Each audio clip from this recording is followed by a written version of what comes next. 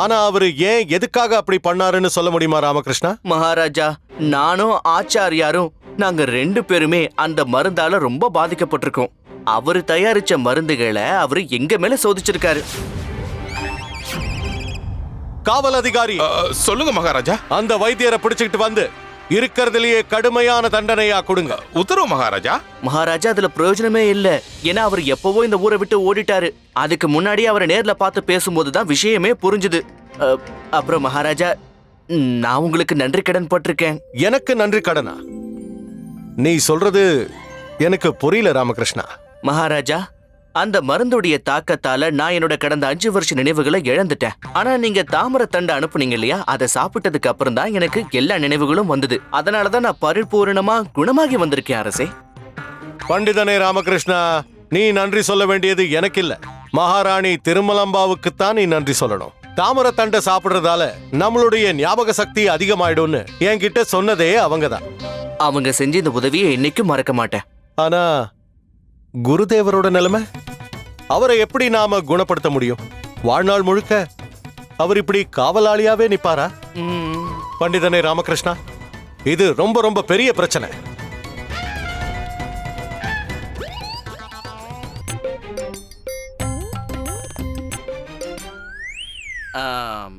காவலரே, சொல்லுங்க. மகாராஜா உங்ககிட்ட இந்த மருந்தை சாப்பிட சொல்லி உத்தரவு போட்டிருக்காரு. கண்டிப்பா மகாராஜா. உங்களோட 2 கைகளையும் முன்னாடி நீட்டுங்க. முடியாது. என்னால ஒரு கையை மட்டும்தான் நீட்ட முடியும். என்னோட இன்னொரு கையில ஈட்டி இருக்கு, அதை கீழே வைக்க முடியாது. இந்த ஈட்டிங்கிறது காவலன் உடம்புல இருக்கிற ஒரு முக்கியமான அங்கம்னு சொல்லுவாங்க. இதை என்னால உதாசீனப்படுத்த முடியாது. சரிங்க, பரவாயில்ல, விடுங்க. நீங்க எந்த கைகளையுமே நீட்ட வேண்டாம், உங்க வாயை மட்டும் தருங்க. சரி. ஆ. ஆ, ஆ, ஆ, ஆ. அப்.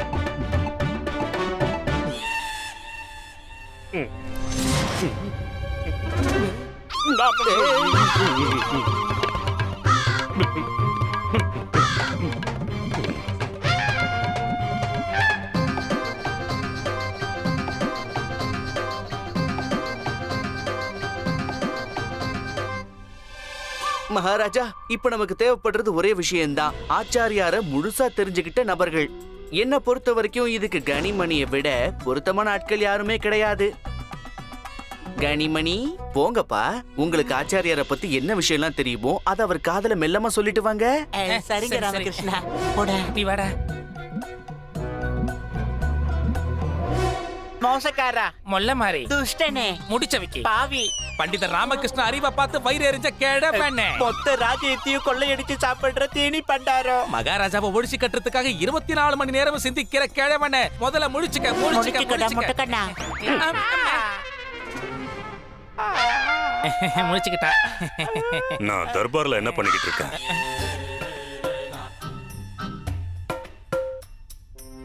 நான் இந்த தர்பாருக்கு எப்போ வந்தேன்? எனக்கு என்ன நடக்குதுன்னு ஒண்ணுமே புரிய மாட்டேங்குது. குருதேவா, அமைதியா இருங்க.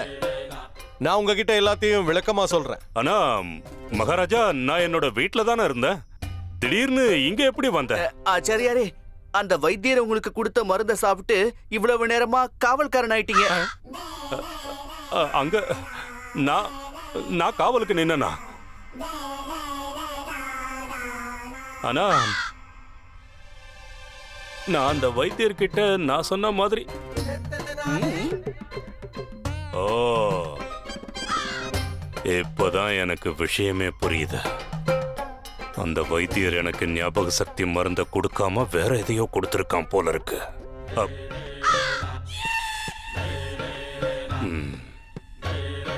மகாராஜா, நான் அந்த வைத்தியரை சும்மா விட மாட்டேன். அவனை உண்டு இல்லைன்னு ஆக்க போறேன்.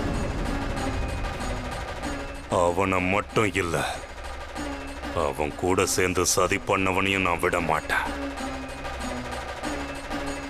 ஆச்சாரியாரே, இந்த நேரத்துல நீங்க ஓய்வு எடுக்கிறதா உங்களுக்கு நல்லது. மகாராஜா, நம்ம ஆச்சாரியாருக்கு இந்த நேரத்துல ஓய்வு அவசியம். சரியா சொன்ன பண்டிதனே ராமகிருஷ்ணா.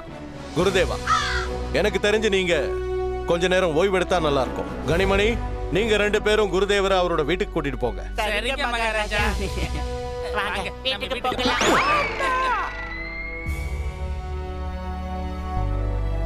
பண்டிதனே ராமகிருஷ்ணா, மகாராஜா, நீ மறுபடியும் ஒரு தடவை உன்னுடைய புத்திசாலித்தனத்தால இந்த பிரச்சனைக்கு தீர்வு கண்டிருக்க. நீ ஒன்ன மட்டும் குணப்படுத்திக்கிட்டது இல்லாம நம்மோட குருதேவரையும் குணப்படுத்தியிருக்க. அது மட்டும் இல்லாம அந்த வைத்தியர் செஞ்ச தவற வெளிப்படுத்தினது மூலமா நம்ம மொத்த ராஜ்யத்தையும் பாதுகாத்திருக்க. எனக்கு ரொம்ப சந்தோஷமா இருக்கு. அதுக்காக நான் உனக்கு பரிசும் கொடுக்க போறேன். நன்றி மகாராஜா. ஆனா பண்டிதனே ராமகிருஷ்ணா, நான் உன்கிட்ட ஒரு கேள்வி கேட்க விரும்புறேன். கேளுங்க அரசே. நீ உன்னுடைய ஞாபக சக்தியை இழந்தப்ப என்ன காரணத்துக்காக நம்ம மந்திரியார பார்த்து மகாராஜான்னு கூப்பிட்ட? என்ன பார்க்க உனக்கு மகாராஜா மாதிரி தெரியலையா? அது வந்து என்னன்னா மகாராஜா, ராஜாவா இருக்கிறவங்க நல்ல 3 வேளையும் சாப்பிட்டு குண்டா மனமாமிசம் மாதிரி இருப்பாங்கன்னு பொதுவா எல்லார் மனசுலயும் ஒரு பிம்பம் இருக்க தானே செய்யும். பண்டிதர் ராமகிருஷ்ணா, நீங்க என்ன மறைமுகமா குண்டான்னு சொல்லி ஏளனம் பண்றீங்களா? ஐயோ இல்ல மந்திரியாரே, அப்படி கிடையாது. நான் அந்த அர்த்தத்துல சொல்ல வரல, தப்பா எடுத்துக்காதீங்க. அது வந்து அப்படின்னா நான் புரிஞ்சுக்க முடியாத முட்டாளா? ஐயோ இல்ல மந்திரியாரே, நீங்க இதை பெருசு பண்றீங்களே. நான் அப்படி சொல்ல வரல பண்டிதர் மகாராஜா. ராமகிருஷ்ணா, ஆ.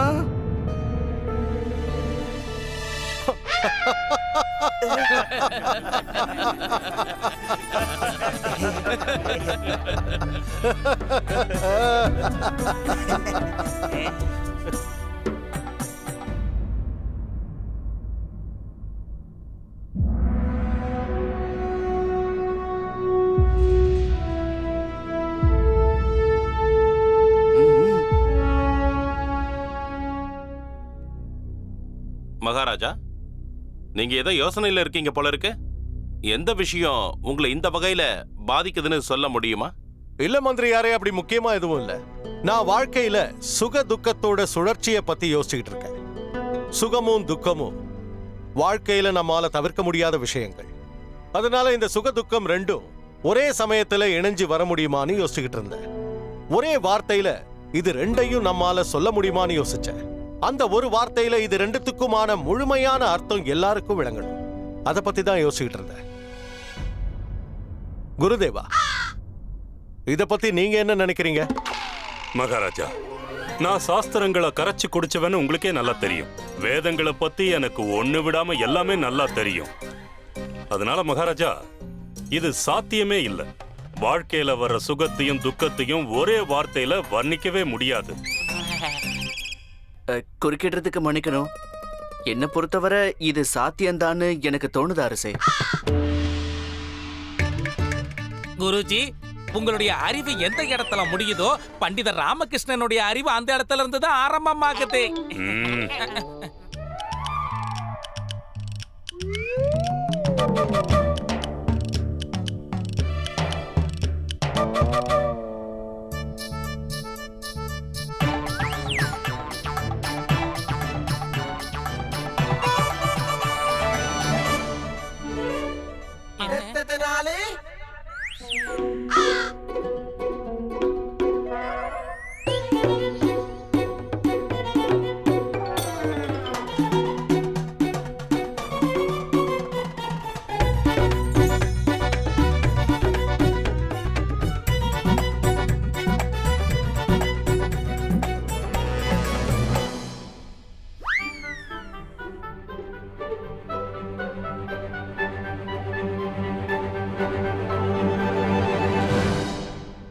உண்மையிலேயே பிரமாதம் ராமகிருஷ்ணா.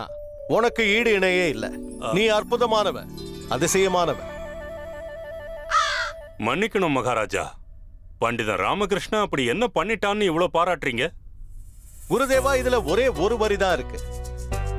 இதுவும் கடந்து போகும்னு எழுதியிருக்கு. அப்படின்னா மந்திரியாரே, ஒருவேளை இத ஒரு சந்தோஷமா இருக்கிறவன் படிச்சான்னா அவன் துக்கத்துல ஆழ்ந்துருவான். ஏன்னா இதுவும் கடந்து போகும்னு அவனுக்கு தோணும். ஒருவேளை இத துக்கமா இருக்கிற ஒருத்தன் படிச்சான்னா அவன் சந்தோஷப்படுவான். அவனுடைய துக்கமும் கடந்து போகும்னு அவனுக்கு தோணும். இதுல சுகம் துக்கம் ரெண்டுமே இணைஞ்சிருக்கு. ரெண்டுத்தோட மர்மமும் அடங்கி இருக்கு. அற்புதம் பண்டிதனே ராமகிருஷ்ணா. பண்டிதர் ராமகிருஷ்ணர் வாழ்க வாழ்க வாழ்க வாழ்க. வாழ்க, வாழ்க.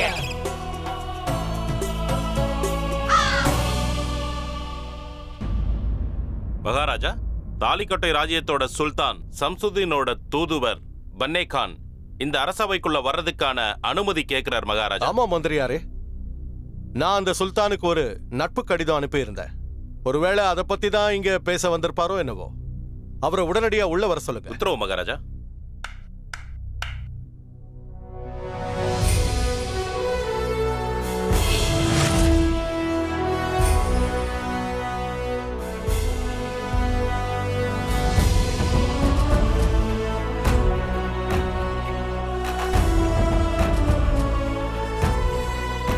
आदाब अर्ज़े हुज़ूर। आदाब आदाब। பிரமாதம். உங்களோட மரியாதை எனக்கு ரொம்ப பிடிச்சிருக்கு. உங்களுக்கும் ஆதாப் अर्ज़े हुज़ूर। आदाब ஆதாப். आदाब। புடிச்சுக்கிட்டா உட்காருங்க. போதும் போதும் போதும், சும்மா சொல்லிக்கிட்டே இருந்தா எப்படி? எனக்கு இடுப்பு வலியே வந்துருச்சு. ஆதாப்னு இழுத்து தான் சொல்லணுமா என்ன? சரி சரி, மகாராஜா கிட்ட நீ வந்த விஷயத்தை தெளிவா சொல்லிட்டு கிளம்பு. हुज़ूर, எங்க சுல்தான் சம்சுதீன் ஜஃபர் கான் உங்க நட்பை ஏத்துக்கிட்டு ஒரு சின்ன பரிசு அனுப்பி வச்சிருக்காரு.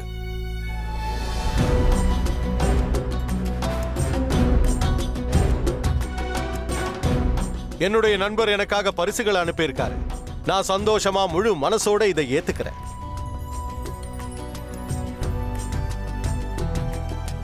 அப்புறம் பன்னே கான், உங்களுடைய சுல்தான் அவருடைய பழக்கத்துக்கும் சுபாவத்துக்கும் ஏத்த மாதிரி இந்த தடவை எனக்காக எதுவும் புதிர் அனுப்பி வைக்கலையா? हुज़ूर, உங்களுடைய சிறந்த நினைவாற்றலுக்கு சலாம் பண்றேன். ஆமா हुज़ूर, இந்த முறையும் எங்க சுல்தான் ஒரு சின்ன கோரிக்கைய உங்ககிட்ட வச்சிருக்காரு.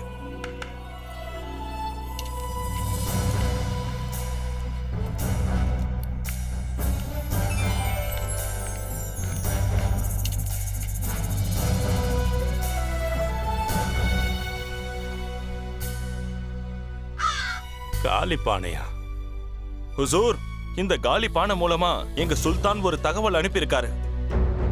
எங்க சுல்தானுடைய கோரிக்கைய உங்களால மட்டும்தான் நிறைவேற்ற முடியும். சந்தேகத்துக்கு இடமின்றி இதனால உங்களுக்கும் லாபம் உண்டு.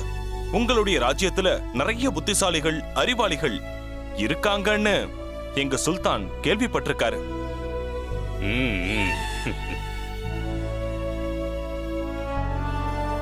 உங்க சுல்தான் சொன்னது சரிதான். அதனாலதான் எங்களுடைய சுல்தான் இந்த காலி பானைய ஒரு காரணத்தோட உங்களுக்கு அனுப்பி வச்சிருக்காரு. அதனால நீங்க தயவு கூர்ந்து இதுல கொஞ்சம் அறிவை நிரப்பி அனுப்ப சொல்லியிருக்காரு.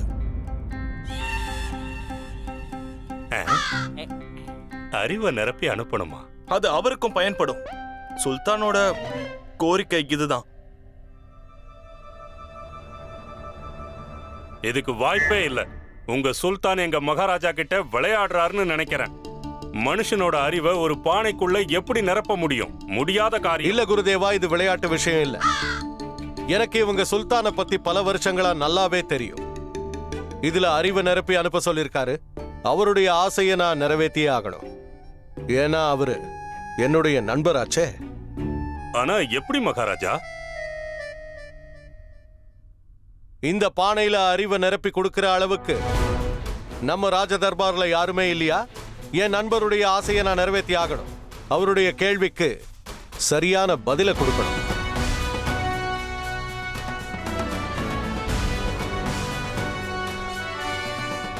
இது சாத்தியம்தானா? ஆமா மகாராஜா. அற்புதம் பண்டிதனே ராமகிருஷ்ணா, இது எப்படி சாத்தியமாகும்னு தெளிவா சொல்லு. உத்தரவு அரசே. மகாராஜா, அறிவுங்கிறது பல வகைப்படும். முதல் வகை கபடம் உள்ள புத்தி. அது மத்தவங்களுக்கு தீங்கு மட்டும்தான் விளைவிக்கும். ரெண்டாவது பேராச புத்தி.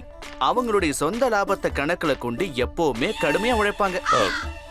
பண்டித ராமகிருஷ்ணா, நீ எதுக்காக அடிக்கடி என் பக்கம் பார்த்து பேசிக்கிட்டு இருக்க? ஐயோ, அப்படி இல்ல ஆச்சாரியாரே. நான் சொல்றத வலு சேர்த்து சொல்லணுமேங்கிறதுனால தான் உங்களை பார்த்து சொன்னேன். ஏன்னா நான் சொல்ல வந்தது சரியா இல்லையான்னு உங்களை பார்த்து தெரியணும்ல. சரியாதான் இருக்கு, சரியாதான் இருக்கு. மேல சொல்லு. நீங்களே சொல்லிட்டீங்க, நன்றிங்க. மகாராஜா மூணாவது விசுவாச புத்தின்னு கூட சொல்லலாம். அதுக்கு நம்ம மகா மந்திரி திம்மரசுவே ஒரு உதாரணம். அப்புறம் நாலாவது சமநிலை புத்தி. இது அந்த கடவுளுக்கு உண்டான குணம். அப்படி இல்லனா ரொம்ப நேர்மையான அரசர்கள் கிட்ட இருக்கிற ஒரு குணம். அதாவது உங்கள மாதிரி அரசே. பண்டிதனே ராமகிருஷ்ணா, 4 புத்தி இருக்குன்னா அப்போ 5வது புத்தியும் இருக்கணும்ல? இருக்கு மகாராஜா. அந்த 5வது புத்தி தான் சாத்விகமான புத்தி. இந்த புத்தி கொண்டவங்க அவங்களால முடிஞ்ச வரை எல்லாருக்கும் நன்மை மட்டும்தான் செய்வாங்க. அவங்களால யாருக்கும் எந்த கெடுதலும் இருக்காது. இருந்தாலும் அரசே, அந்த மாதிரியான புத்தி சில பேர்கிட்ட மட்டும்தான் இருக்கும்.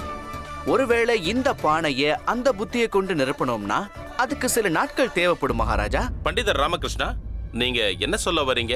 கொஞ்சம் தெளிவா சொல்லுங்க. இதோ விளக்கி சொல்றேன் மகாராஜா. மரியாதைக்குரிய நம்ம பனேகான் அவர்கள் முழு அரச மரியாதையோடு முக்கிய விருந்தினரா கவனிக்கப்படணும். அதோட எனக்கு 1 வாரம் கால அவகாசம் வேணும். அந்த முடிகிற தருவாயில இதுல அறிவை நிரப்பி கொண்டு வந்து உங்ககிட்ட சமர்ப்பிக்கிறேன்.